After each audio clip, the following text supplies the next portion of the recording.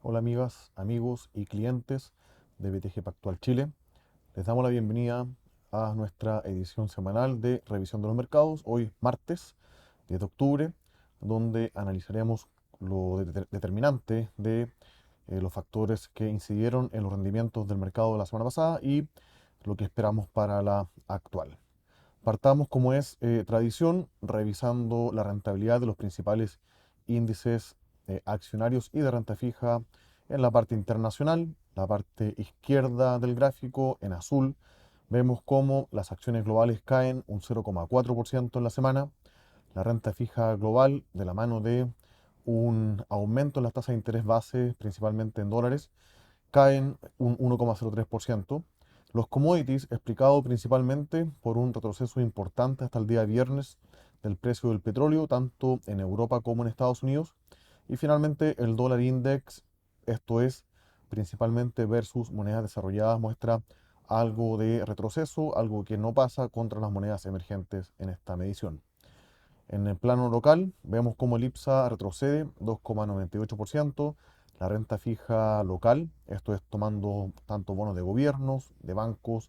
de empresas, investment grade y high yield, retrocede 0,6% y el peso chileno se ve nuevamente afectado, esto es un aumento en el nivel del tipo de cambio, por lo tanto una depreciación de nuestra moneda de 2,96%. En lo que va del año, las acciones globales llevan una rentabilidad de 10,06%, mientras que la renta fija una rentabilidad negativa de menos 2,9%, los commodities también a la baja, mientras que el dólar se ha apreciado en esta medición del año a la fecha. Si vamos por clases de activos, podemos ver que la renta variable internacional nos muestra un retroceso prácticamente en todos los índices, acá a excepción aparece Estados Unidos,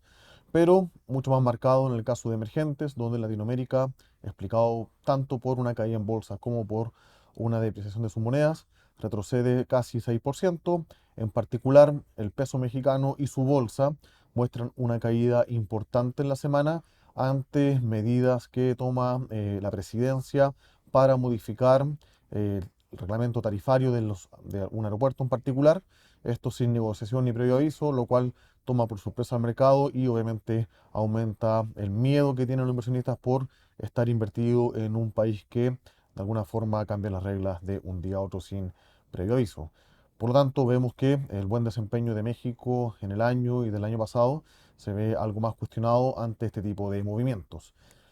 En el caso de la renta fija internacional, vemos que prácticamente todas las clases o subestrategias muestran una caída, siendo la más golpeada la deuda denominada en dólares de empresas y gobiernos latinoamericanos, que muestra una caída de 2,3%. Vemos que los mercados emergentes en bonos también tienen una caída de 1,6% en la parte soberana y entre 1,5 a casi 2% en la parte corporativa, investment grade y high yield. En la parte de monedas, vemos que las emergentes son las que pierden mayor valor en relación al dólar. 1,56% determinante fue los buenos datos de empleo que muestra la economía americana, que de alguna forma hasta la semana pasada ratificaban una visión de tasas de interés más altas y por un tiempo más prolongado en esa economía, que típicamente lleva a una ganancia o apreciación de su moneda y una pérdida de valor del resto, en este caso las emergentes. El peso colombiano adicionalmente muestra un fuerte retroceso de casi 6,5%, explicado adicionalmente por la fuerte caída que vimos también en el precio del petróleo la semana pasada. Y en este sentido podemos ver que esta caída, al menos en la medición del petróleo que se transa en Estados Unidos, el WTI, muestra un retroceso de 8,8% en la semana, mientras que el índice global lo hace en un 2%. Vemos un rebote en algunos de los commodities de agricultura, como el maíz y el trigo, 3,2 y 4,9% respectivamente. Y respecto a las noticias de la semana, partiendo con el mercado laboral en Estados Unidos, que muestra un dinamismo que prácticamente se sostiene desde post pandemia. Esto es fuerte creación de empleo. Acá, a principios de la semana, la encuesta de plazas de trabajo disponibles, de acuerdo a lo que publican las empresas, nos muestran que se mantienen bastante elevadas. Este gráfico, que tiene cuatro paneles, en la parte superior nos muestra que al cierre de agosto habían 9,6 millones de plazas disponibles de trabajo, mientras que si vemos el nivel de contratación, esto está en 5,5 millones para el sector privado y 358.000 para el sector público. Adicionalmente, si vemos el ratio de plazas de trabajo disponible en relación a algunos indicadores de desempleo,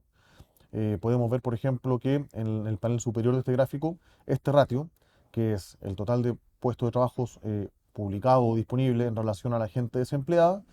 es de 1,5 veces aproximadamente, siendo que el promedio desde el año 2000 es de 0,57 aproximadamente. O sea, hay un desbalance entre la cantidad de trabajos que están ofreciendo las empresas versus lo que están buscando los trabajadores.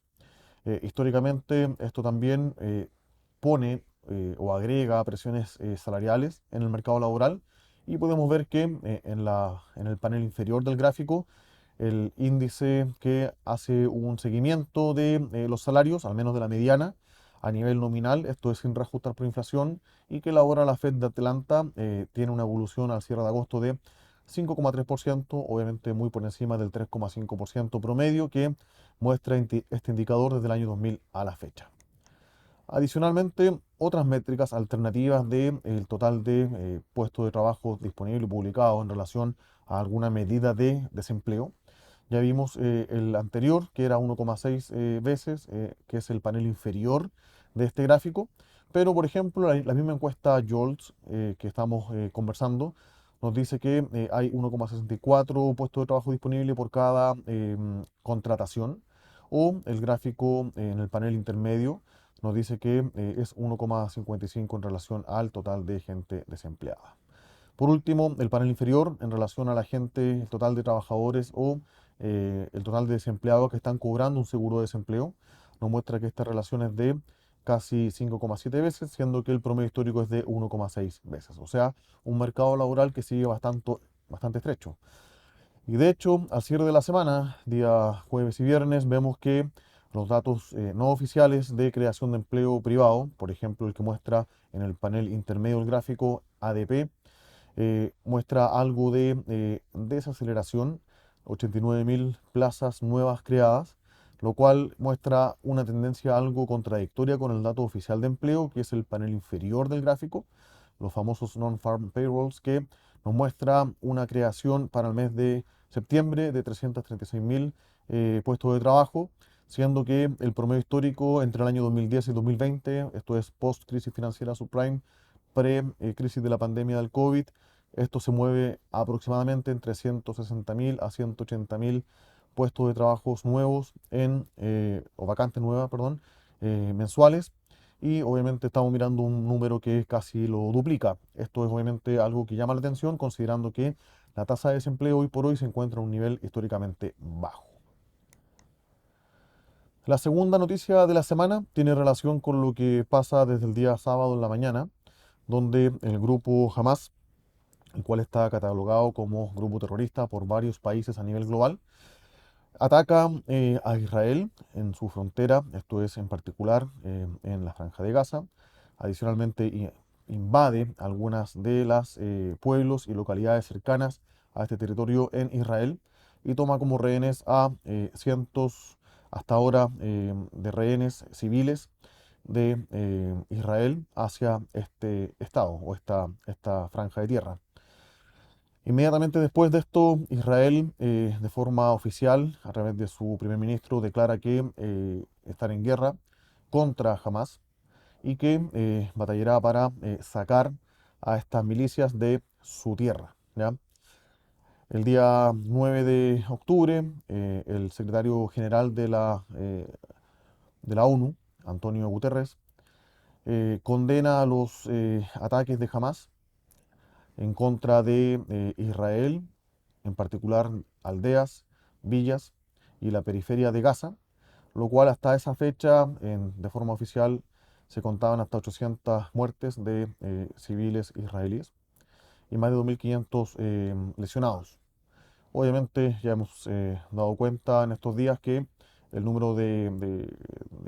víctimas y heridos se ha ido incrementando de forma exponencial. Y bueno, acá está la declaración de condena por parte de Naciones Unidas. Acá pueden ver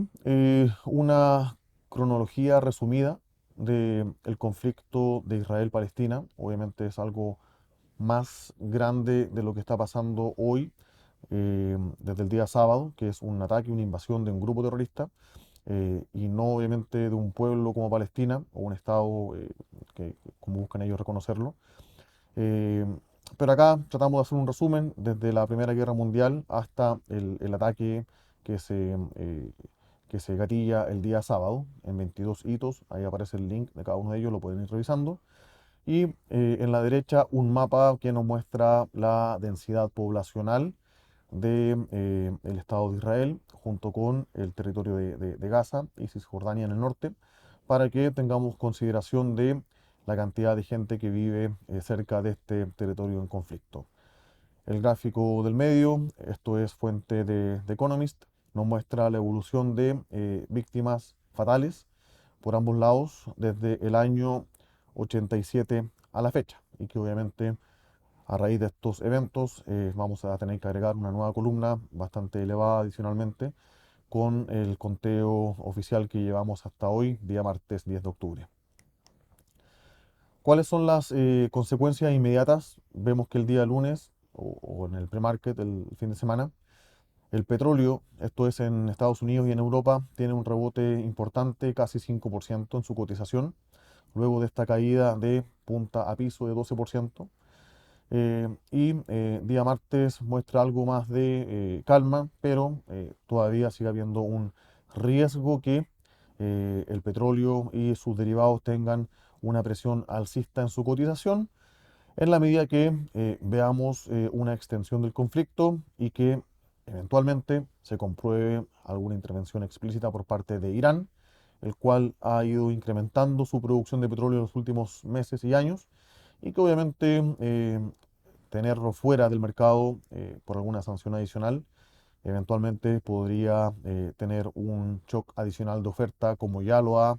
ido implementando la OPEC en los últimos meses. De hecho, si vemos el gráfico de la izquierda, contiene 4 paneles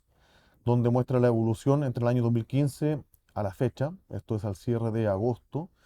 de producción de la OPEC, que actualmente produce casi 28 millones de barriles diarios. Está en el segundo panel de la izquierda, en celeste, la producción de Arabia Saudita, que si vemos adicionalmente la caída en la línea, es el que ha tenido un mayor ajuste, una contracción en la oferta, por ser parte principal de este cartel. Una producción de 9 millones de barriles. Vemos que la producción de Rusia con algo de desfase, esto está al cierre de mayo, 9,3 millones de barriles. Y la producción de Irán, que ha mostrado un rebote importante desde los 2 millones a mediados de 2020 hasta 3,05 millones de barriles diarios al cierre de agosto de este año. Adicionalmente, podemos ver en el gráfico de la derecha, en el panel superior, la evolución de los inventarios de crudo en Estados Unidos en dos líneas. En la azul están los inventarios de reservas estratégicas que tiene Estados Unidos, que actualmente se encuentran en una lectura mínima en años o décadas, en torno a 0,35 millones,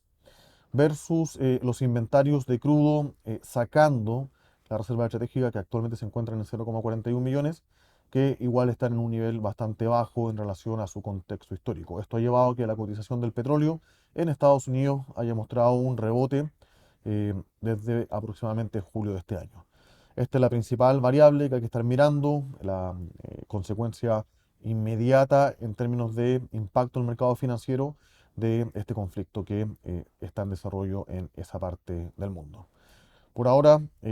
Estados Unidos ha descartado involucrarse de forma directa en el conflicto y eventualmente prepararía un paquete de ayuda y de soporte y respaldo en conjunto, como se hizo con Ucrania desde el año pasado. Si vemos que viene para esta semana en términos del calendario económico, tendremos el día miércoles la inflación en Brasil, junto con los precios al productor en Japón. El día jueves, dato clave, inflación en Estados Unidos, tanto la inflación headline como la inflación core, donde se espera que esta se ubique en 0,3%, una caída en relación al mes anterior. Y ya también ese mismo día en la noche, inflación en China, que está bastante más contenida, reflejo de una actividad económica que está mucho más debilitada, para terminar el día viernes con la producción industrial en la eurozona, junto con la encuesta al consumidor que elabora la Universidad de Michigan, que da cuenta del estado de los consumidores junto con las expectativas de inflación para los próximos 12 meses. Eso es por esta semana. Esperamos que revisen nuestros informes, se conecten a nuestros webinars y obviamente también cualquier duda estamos disponibles para ello. Muchas gracias.